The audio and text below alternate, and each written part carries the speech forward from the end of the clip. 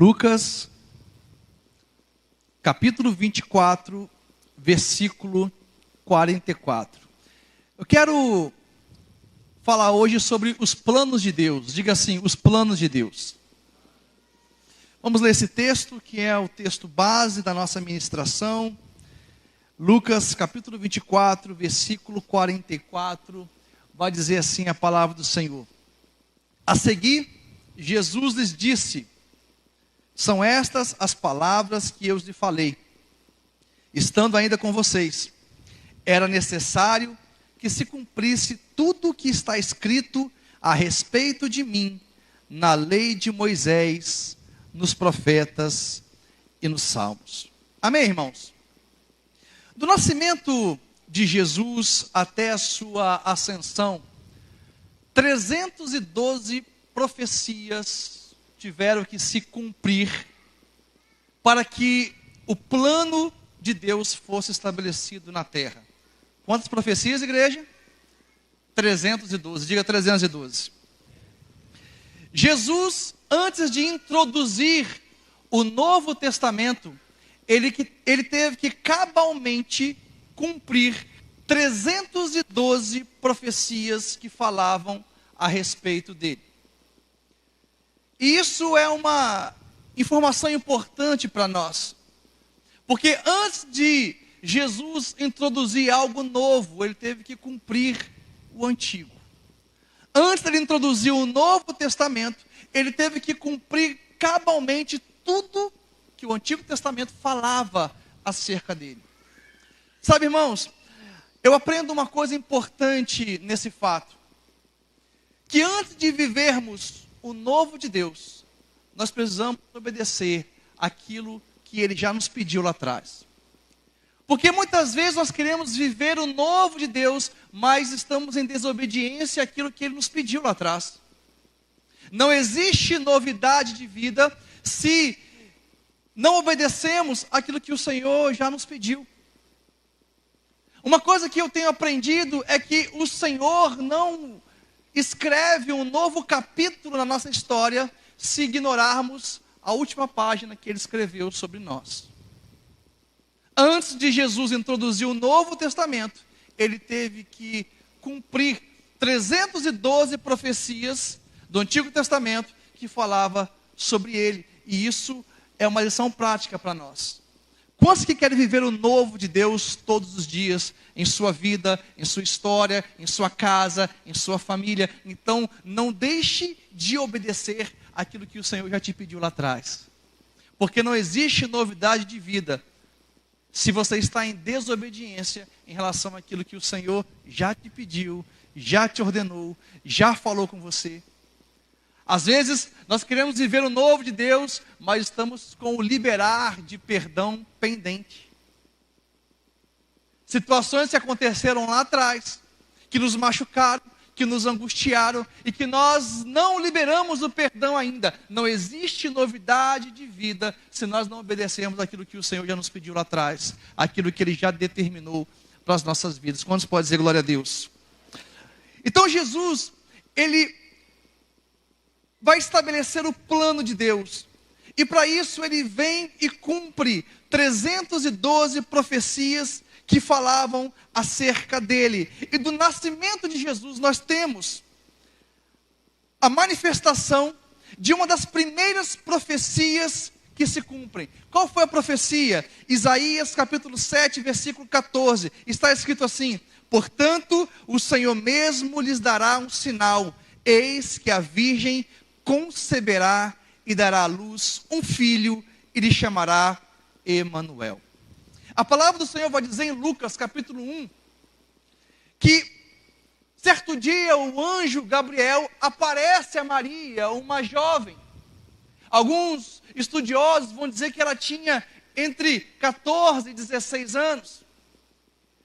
E esse anjo fala com a Maria: Maria, você conceberá o Filho do Altíssimo. E quando Maria ouve essa informação, ela faz uma pergunta: como que isso vai acontecer? Porque eu sou mulher virgem, eu não sou casada. Importa pensar que Maria condiciona o cumprimento de uma palavra na vida dela através de ocorrências humanas. Eu sou mulher virgem, não conheço homem ainda, eu não sou casado. Ela condiciona o cumprimento da promessa a uma ocorrência humana, natural. Mas o anjo diz para Maria o seguinte: Maria, fica tranquila, o Espírito Santo virá sobre você. O Espírito Santo vai te envolver, o poder do alto te envolverá e você conceberá o Filho do Altíssimo. Em outras palavras, o que o anjo estava falando para Maria era o seguinte: Maria, o cumprimento dessa promessa não depende de ocorrências naturais, mas do poder de Deus que vai te alcançar. Quantos podem dizer glória a Deus? Irmãos, o que eu vou te dizer, você não precisa de ocorrências naturais para que as promessas de Deus alcancem a sua vida. Você não depende de homens. Não espere em homens aquilo que só vai acontecer na sua vida através do poder de Deus. Eu quero ouvir um homem bem forte. Não espere em ocorrências naturais no governo, na economia. Não espere nessas coisas aquilo que só vai acontecer na sua vida através do poder que vai descer do alto sobre a sua vida. Posso profetizar sobre a tua vida, sobre a sua casa, nessa noite? Descerá sobre ti o poder do alto, descerá sobre ti o poder do Espírito Santo, você vai ser envolvido e todas as promessas do Senhor te alcançarão para a honra e glória do nome dEle. Agora observe, quando o anjo fala assim, Maria, descerá sobre ti o Espírito Santo e você vai conceber o Filho do Altíssimo, mesmo sem entender, Maria fala o seguinte: então que se cumpra em mim conforme a sua palavra. Diga assim: que se cumpra em mim conforme a palavra do Senhor. Irmãos, mesmo sem entender, Maria obedeceu. Sabe o que eu percebo? Muitas vezes os planos de Deus não se cumprem em nossas vidas, não é por falta de promessa, é por falta de obediência.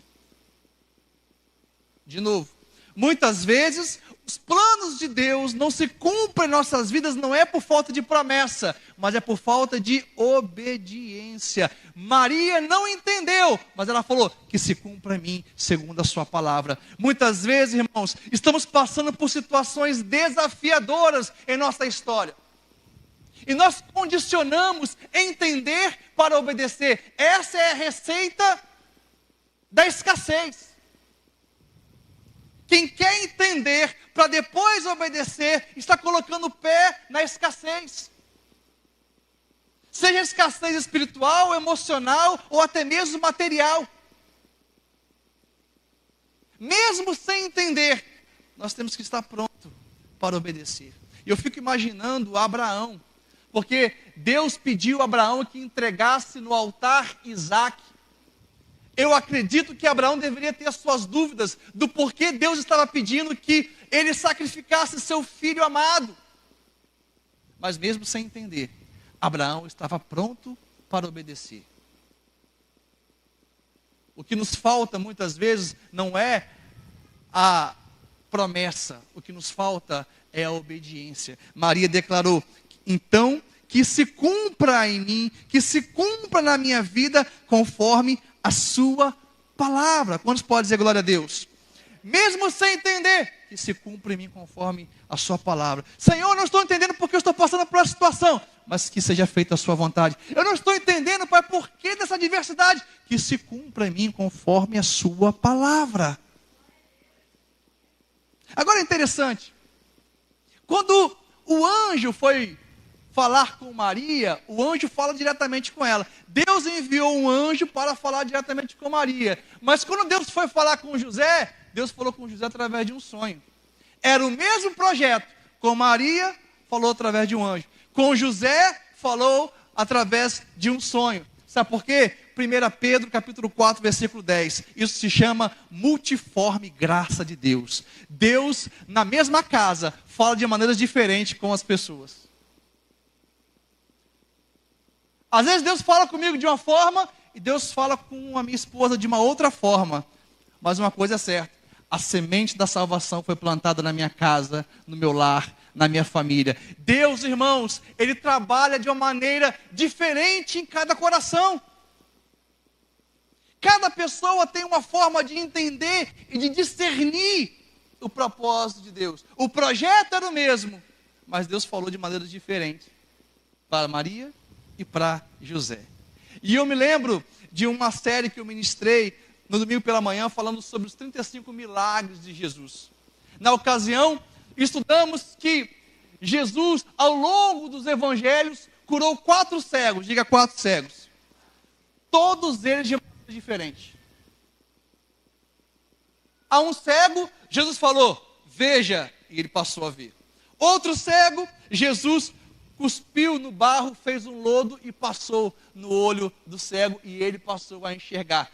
4 curas, todas elas de maneiras diferentes. Sabe por quê? Porque Jesus não queria que ficássemos apegados ao método, mas ao poder dele que cura, que sara e que liberta. Amém, irmãos? Não é o método que cura, não é o método que restaura, não é o método que transforma, é o poder de Deus. Nós temos que estar apegados ao poder de Deus, ao poder da ressurreição de Jesus Cristo. Amém, irmãos? Eu fico imaginando, se Jesus tivesse curado todos os cegos, cuspindo no barro, fazendo lodo e tacado no olho do cego, eu tenho certeza que haveria igrejas hoje, nos dias de hoje com o nome Igreja Cuspe de Cristo. Sim ou não? Teria Igreja Cuspe de Cristo. Sabe por quê? As pessoas, elas gostam de se apegar ao método. Olha lá, Jesus curou todos os cegos, cuspindo, fazendo um lodo e colocando no olho. Então essa é a receita do milagre. Igreja Cuspe de Cristo.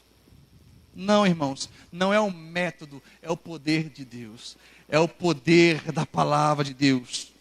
Quantos podem dizer glória a Deus? Então, Deus trabalha de maneiras diferentes por causa da sua multiforme graça. Maria, então, abraça o projeto de Deus. Abraça o plano de Deus e ela fica grávida de Jesus. E aí, o evangelista Lucas, ele é o único em seu evangelho, dos evangelhos sinóticos. O que são os evangelhos sinóticos? Mateus, Marcos e Lucas são os evangelhos que na mesma perspectiva se correspondem. O que um fala, o outro complementa. O evangelho de Lucas é o único que vai introduzir um personagem chamado César Augusto. César Augusto, ele era o imperador de Roma. E ele tem um papel extremamente importante na vinda de Jesus. César Augusto foi responsável por 2 coisas. A primeira, a Pax Romana. Diga, Pax Romana. O que é a Pax Romana? César Augusto estabeleceu paz em Roma. Foi um tempo em que não havia instabilidade política, não havia guerras internas, não havia grandes rebeliões que pudessem ameaçar o Império Romano. César Augusto, ele foi aquele que estabeleceu a Pax Romana no Império Romano. Mas ele fez algo importante também. César Augusto, ele foi responsável por pavimentar as estradas. Foi César Augusto que criou as ruas, as avenidas. E isso interligou as cidades, facilitando o acesso às cidades. Agora os viajantes poderiam viajar de uma maneira mais confortável. Por mais que ainda não havia veículos automotivos como nos dias de hoje, o transporte ainda era feito através do lombo de animais. Isso já foi um grande avanço. As ruas começaram a ser pavimentadas, as avenidas. Então passou a haver conexão entre as cidades. Isso me chama a atenção, sabe por quê? Porque a palavra do Senhor vai dizer em Gálatas capítulo 4, do versículo 4 ao 5, que chegada a plenitude dos tempos, Deus enviou Jesus à terra. Irmãos, nada é por acaso. Se Deus tivesse mandado Jesus 100 anos antes, Jesus seria um Messias somente em Israel. Seria um Messias somente naquela região. Mas quando o cenário está preparado, porque uma das coisas que Jesus falou para os seus discípulos foi: agora ide e fazei discípulos de todas as nações. Sabe por que isso foi possível? Porque as ruas estavam pavimentadas, as estradas haviam sido abertas, e essa foi a plenitude dos tempos. Porque Jesus não veio para ser Jesus somente de Vitória, de Vila Velha, da Serra, de Cariacica. Ele veio para ser o Senhor, o Messias de todo mundo. E é por isso que ele falou: ide por todo mundo e pregai o Evangelho, porque a plenitude dos tempos havia chegado. Quantos podem dizer aleluia? César Augusto estabelece então a Pax Romana, e também ele é responsável por abrir as estradas, as ruas. Maria estava grávida. E aí César Augusto faz algo importante. Ele assina um decreto onde haveria um recenso, ou melhor dizendo, um censo. Haveria um censo. Eu falo recenso porque já tinha sido feito um censo antes. Mas César Augusto ele faz um censo. O que dizia esse censo? Todo homem deveria voltar para a sua cidade natal e se alistar. Haveria uma contagem do povo. É interessante, irmãos, a gente falando sobre contar as coisas de Deus, né? Ouça o que eu vou te dizer. Tudo que é de Deus na sua vida, não conte, porque senão você vai limitar. Deus falou para Davi: Davi, não conte o povo. Sabe por quê? Tudo que é de Deus que te alcança, se você conta, você limita. Conte o que é seu. Que aquilo que você conta, você limita. Aquilo que Deus te dá e você não conta, você permite com que Deus continue multiplicando e fazendo com que essas coisas avancem. Agora observe. César Augusto baixou esse decreto do recenso. E aí, José, onde que José tinha nascido? José ele tinha nascido em uma cidade chamada Belém. Diga Belém. José, ele era da linhagem de Jessé, linhagem de Davi. E ele havia nascido em Belém, só que onde ele estava? Ele estava em Nazaré. De Nazaré a Belém, 150 quilômetros. Você imagina José tendo que pegar Maria, sua esposa, que estava grávida de 9 meses, colocar ela no lombo de um animal e fazer essa viagem. Os estudiosos, os historiadores vão dizer que a estimativa dessa viagem era de aproximadamente 7 dias.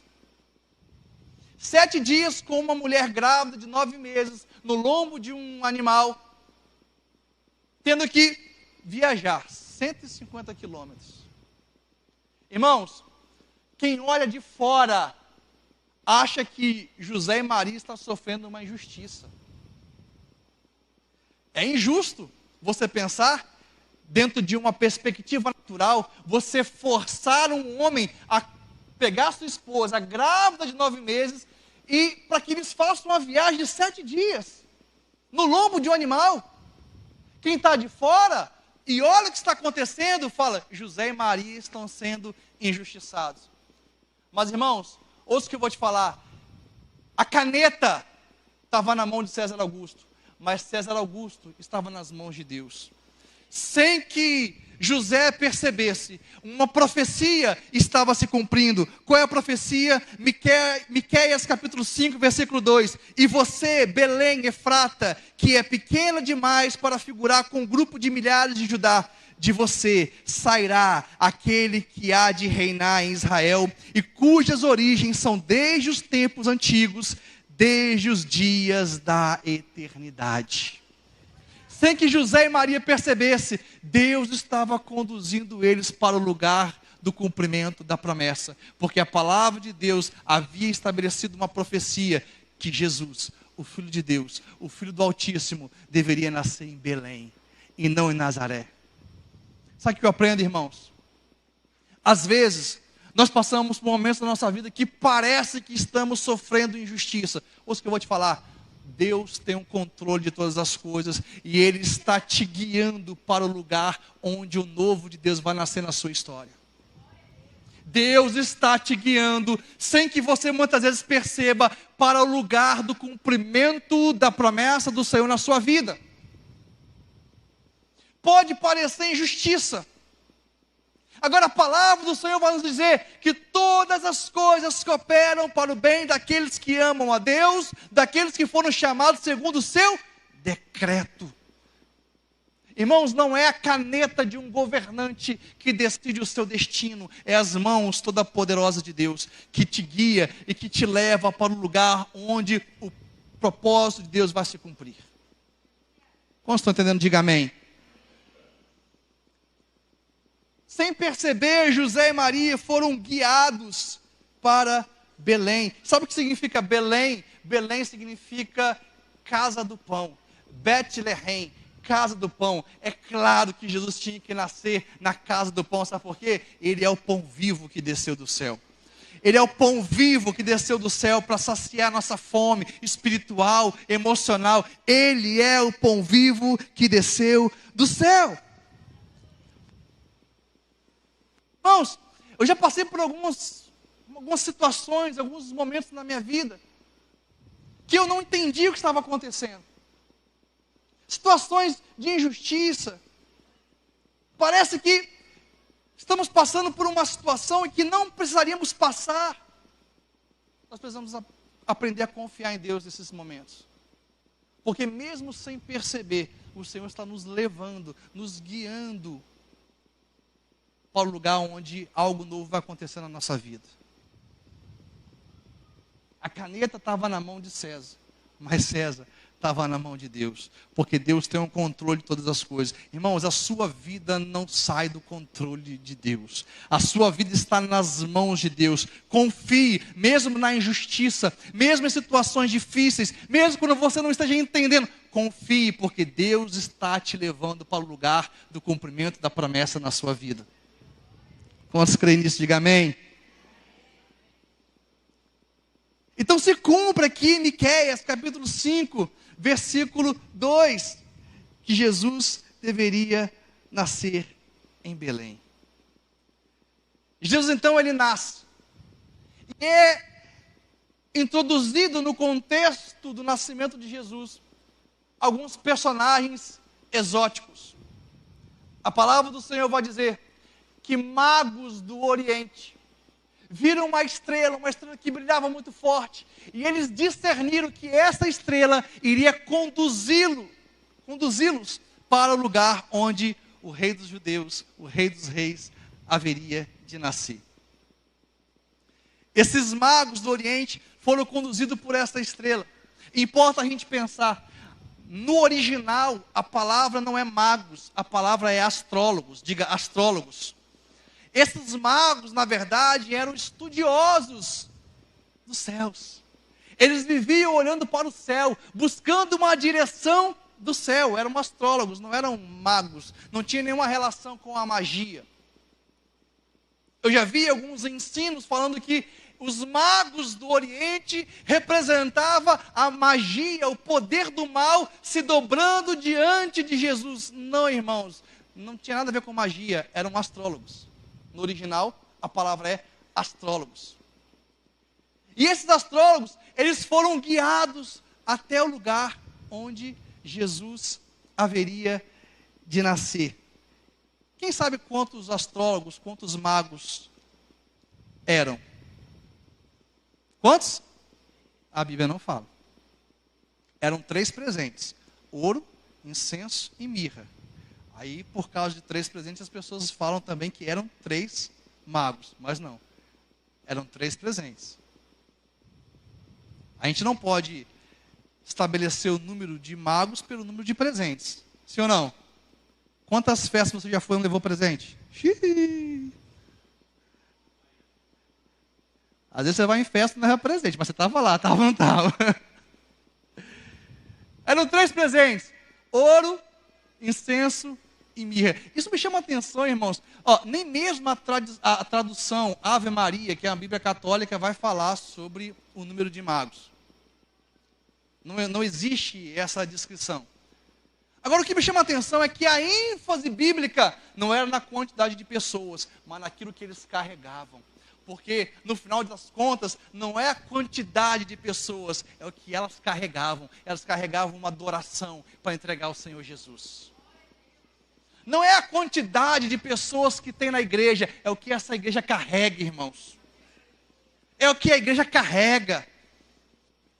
É uma igreja que adora o Senhor, que ama o Senhor. É esse conteúdo do nosso coração que importa. Quantos podem dizer glória a Deus? A ênfase não estava na quantidade, mas estava naquilo que eles carregavam. E esses astrólogos, eles foram até Herodes e perguntaram: Herodes, onde está o rei dos judeus? Quando Herodes, e aqui é importante a gente entender o papel de Herodes. César Augusto era o imperador romano. Herodes era o governador da Judéia. Às vezes a gente lê a Bíblia e não consegue encaixar essas lideranças no contexto correto. César Augusto, imperador de Roma. Herodes era um rei vassalo. Era uma liderança representativa. Um rei cliente. Ele deveria governar sobre a Judéia e ele tinha duas funções. Primeira função, evitar rebeliões. A segunda função, arrecadar impostos para mandar para o Império Romano. Só que o rei Herodes, ele era extremamente vaidoso. Era um homem que gostava de poder. Quando os astrólogos, os magos do Oriente, foram até ele perguntando onde que Jesus havia nascido, onde o rei dos judeus havia nascido, isso mexeu com ele. Ele se sentiu enganado porque os astrólogos foram encontrar Jesus, entregaram suas ofertas, ouro, incenso e mirra, mas não voltaram para Herodes para falar onde que havia encontrado o menino. O que Herodes fez? Mandou matar todas as crianças que haviam nascido naquele tempo, até 2 anos de idade. O que Deus faz? Deus fala com José. José pega Maria e Jesus e vai para o Egito. Observe, irmãos, nesse momento se cumpre mais uma profecia. Qual é a profecia? Oséias, capítulo 11, versículo 1. Quando Israel era menino, eu o amei, e do Egito eu chamei o meu filho. Mais uma profecia que se cumpre na vida de Jesus. Mais uma profecia que precisava se cumprir, que falava a respeito de Jesus. Então ouça, irmãos. Em todo tempo, nós vemos Deus guiando José e Maria na história. Em todo tempo nós vemos Deus guiando José e Maria para que o propósito de Deus se cumprisse através da vida de Jesus. Agora, observe que interessante. Há um consenso entre os estudiosos que diz o seguinte: quando os astrólogos, eles vêm, trazem essa oferta para Jesus, ouro, incenso, mirra, Deus estava antecipando uma provisão. Sabe por quê? Porque Deus já sabia, em sua onisciência, que Herodes iria mandar matar as crianças e que seria necessário que José e Maria fossem para o Egito com Jesus.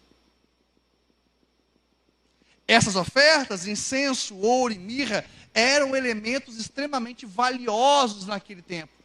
Valia muito dinheiro. Então aquilo que em primeiro momento era adoração, se tornou em sustento para José, Maria e Jesus. Eles passaram 2 anos no Egito. E durante esses 2 anos, o que sustentou? O que o sustentou? Essas ofertas que eles haviam recebido dos magos, dos astrólogos do Oriente. Sabe o que eu aprendo, irmãos? A provisão de Deus sempre antecede as nossas necessidades.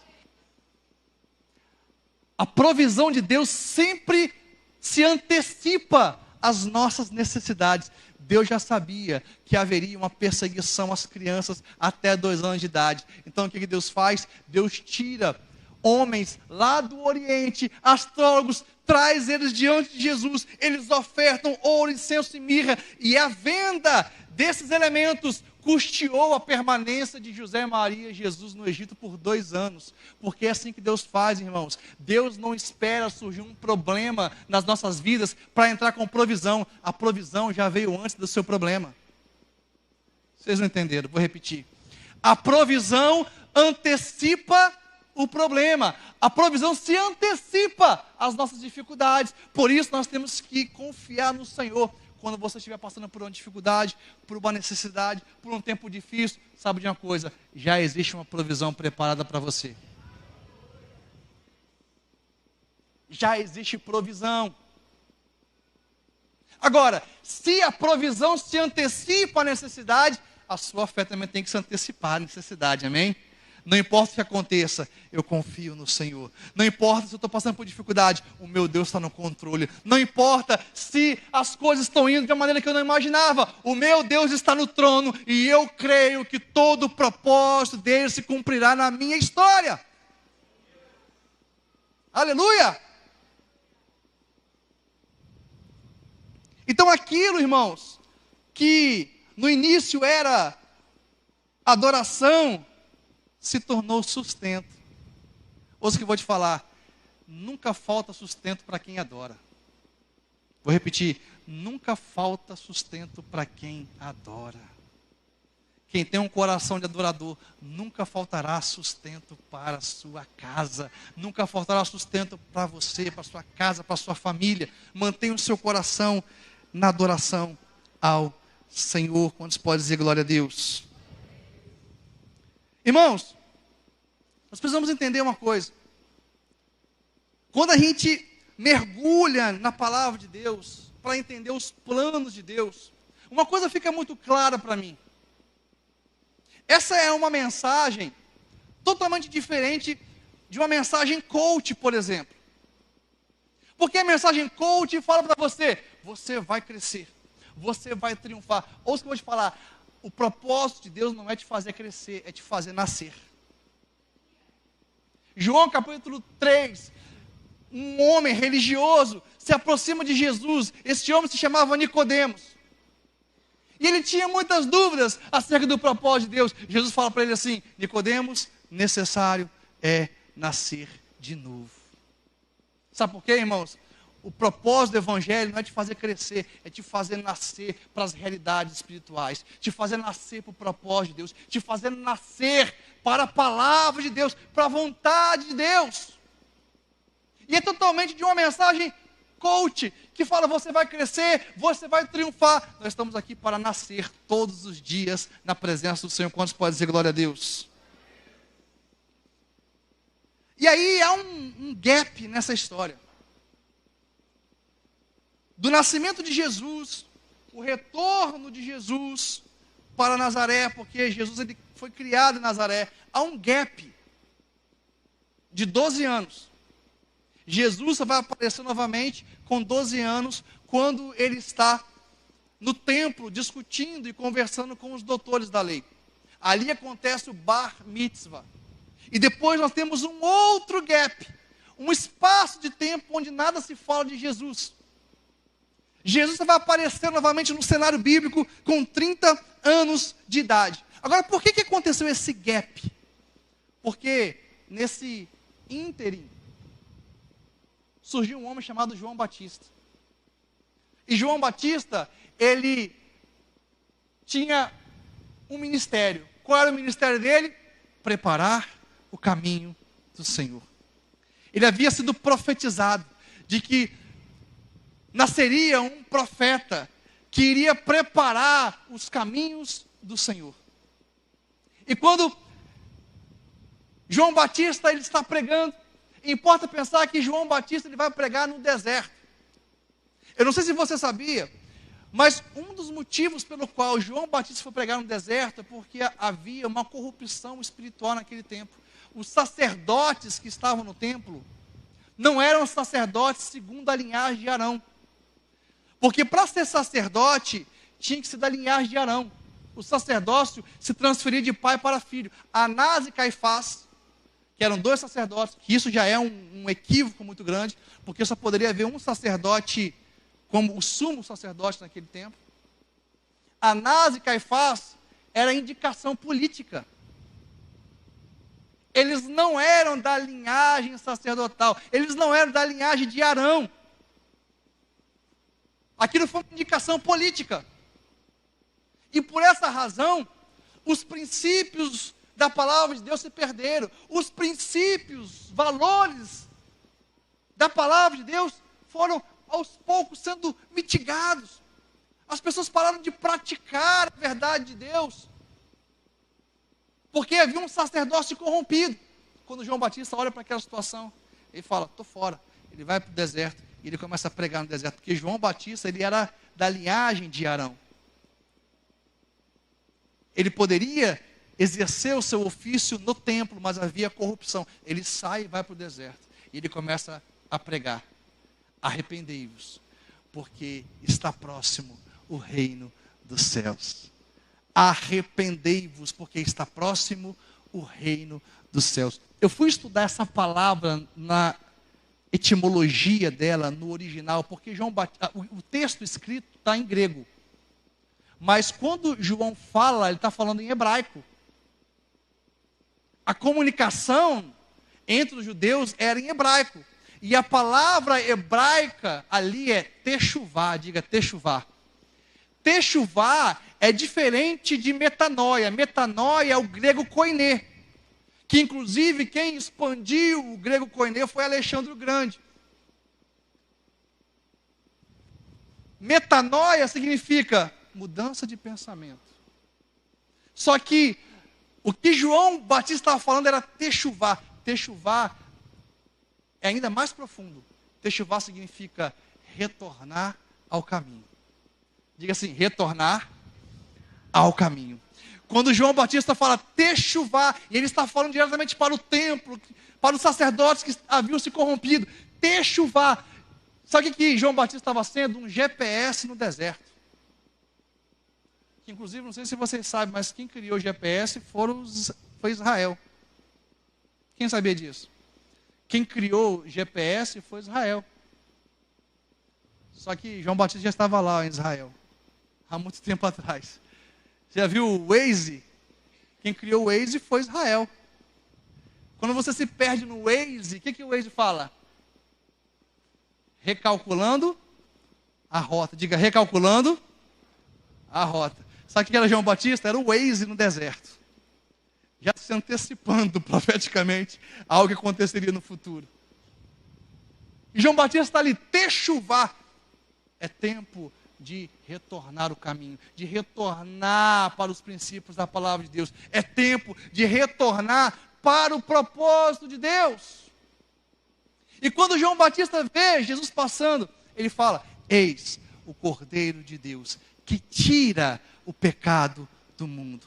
Irmãos, aqui existe uma diferença muito grande, porque até Jesus, todos os anos era necessário que o sacerdote oferecesse sacrifício, um animal puro, sem mancha, sem mácula. Esse animal, o sangue dele era aspergido no altar, e durante 365 dias, o povo tinha os seus pecados redimidos. Mas no outro ano, era necessário um novo sacrifício, um novo animal deveria morrer. Sabe por quê?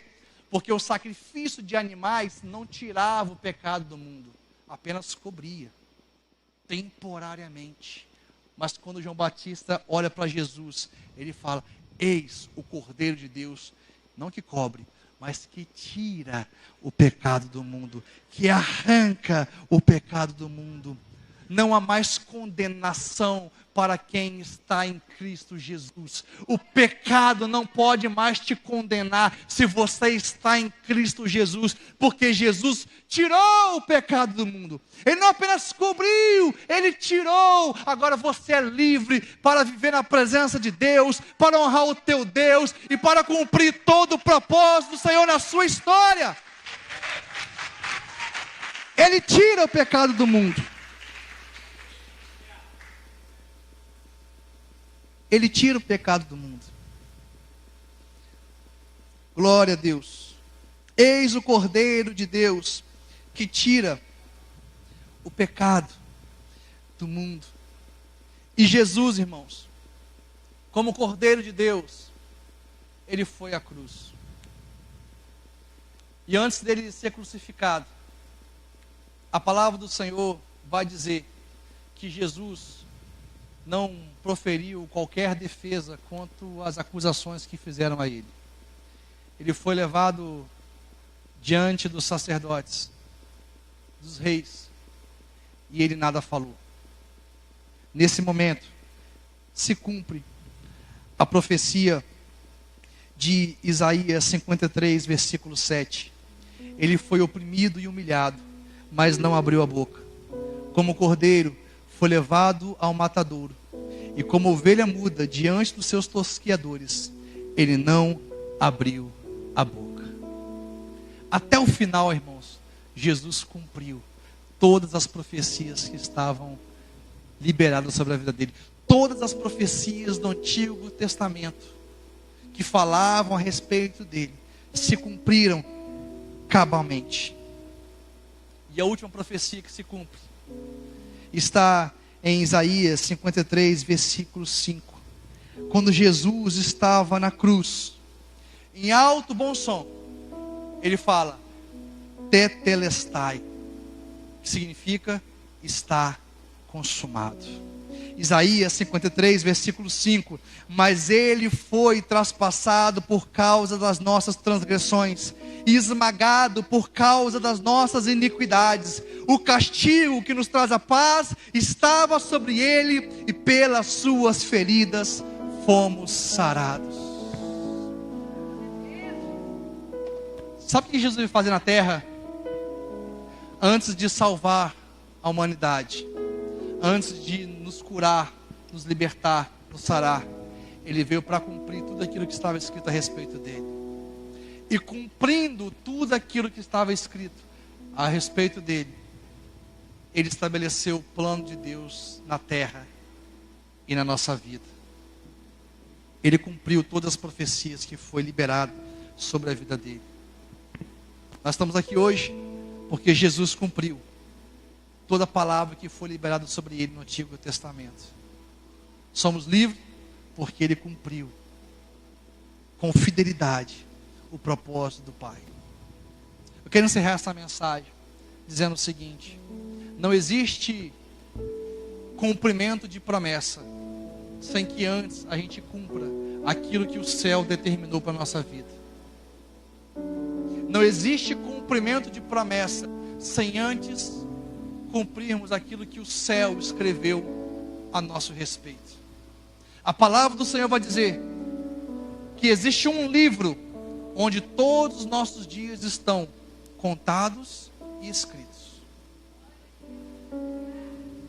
Esse é o livro da vida, onde todos os teus dias estão determinados, contados, escritos. Nós precisamos conhecer, irmãos, o propósito que o Senhor tem para nossas vidas, para que a gente cumpra na totalidade aquilo que o céu já determinou para as nossas vidas. Quantos podem dizer amém? Depois que Jesus morreu na cruz, a vitória não é apenas um dia. Porque antes de Jesus morrer na cruz, a vitória era um dia, uma guerra. A vitória era uma circunstância que a gente vencia. Mas depois, Jesus morreu na cruz. Eu gosto muito de uma frase de um brilhante teólogo, D.A. Carson. Ele vai dizer em uma das suas 60 obras, quando ele fala sobre a centralidade de Cristo, ele vai dizer o seguinte: que depois que Jesus venceu na cruz, a nossa vitória não é um dia, é um fato. E qual é o fato? Ele ressuscitou ao terceiro dia. A nossa vitória, irmãos, não é um culto, não é a terça do poder, não é a quarta do milagre, não é a quinta do Espírito Santo. A nossa vitória é um fato. Jesus vive está, ele ressuscitou ao terceiro dia, e nós podemos nos alegrar porque ele cumprirá todas as promessas em nossas vidas. Se coloque de pé em nome de Jesus.